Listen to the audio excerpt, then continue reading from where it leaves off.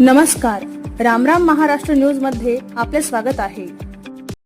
आशा वर्करांना 28 महिन्यांचा भत्ता द्या, अन्यथा तीव्र आंदोलन करू, भारतीय कम्युनिस्ट पक्षाचा इशारा। पाहुयात आमचे प्रतिनिधी संपत अंबाला यांचा सविस्तर रिपोर्ट। कोरोना महामारीच्या काळात जीवाची पर्वा न करता गावागावात जाऊन सेवा देणाऱ्या आशा वर्करांना आजपर्यंत शासनाने जाहीर केलेला प्रोत्साहन भत्ता न देणे ही अत्यंत गंभीर व संतापजनक बाब आहे।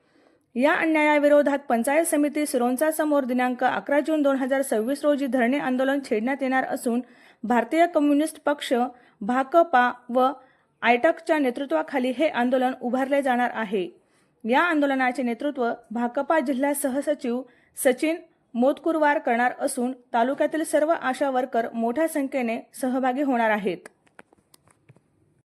या आंदोलनाच्या पार्श्वभूमीवर आज दिनांक 4 जून 2026 रोजी गटविकास अधिकारी पंचायत समिती सिरोंचा यांना निवेदन देण्यात आले।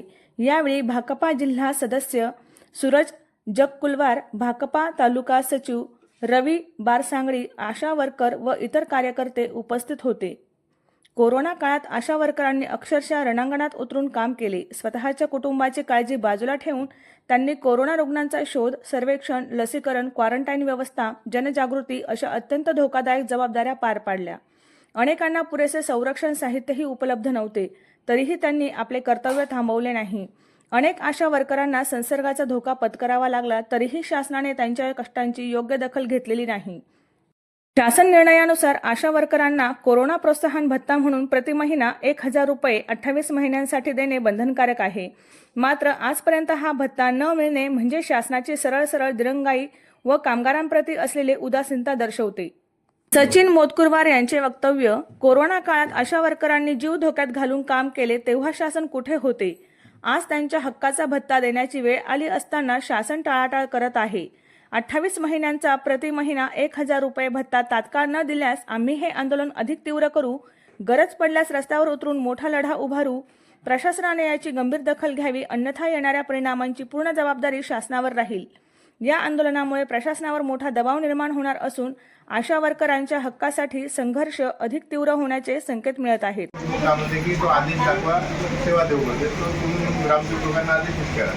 कोरोना भत्ता यांना देण्यात यावे, त्यांनी 15-20 मधून यावर्षी थोडा पुढच्या थोडा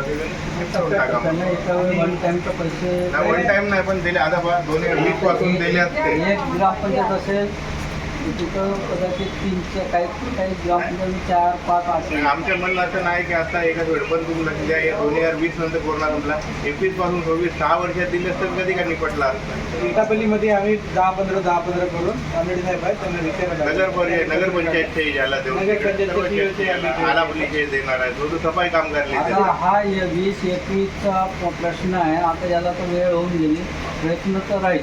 नाही 5-10 काही ना काही भेटत राहिलं पाहिजे दर 15-20 थोडं काम तर करा। ग्रामसेवक लोकांना आदेश लिहून द्या। नाही आम्ही पत्र काढतो ना, त्यांच्या नावाने काढू। या हप्त्यापर्यंत काढत नाही तर हप्त्यापर्यंत नंतर यांच्या आता शासनाचे लक्ष वेधण्यासाठी ते एक आंदोलन घ्यावं लागेल म्हणून। ठीक आहे, मी सोमवारी पत्र काढले, संदर्भ टाकून नाही। ठीक आहे या। अशाच नवनवीन बातम्या पाहण्यासाठी आमच्या चॅनलला सबस्क्राईब करा, फेसबुक आणि इंस्टाग्राम पेजला फॉलो करा।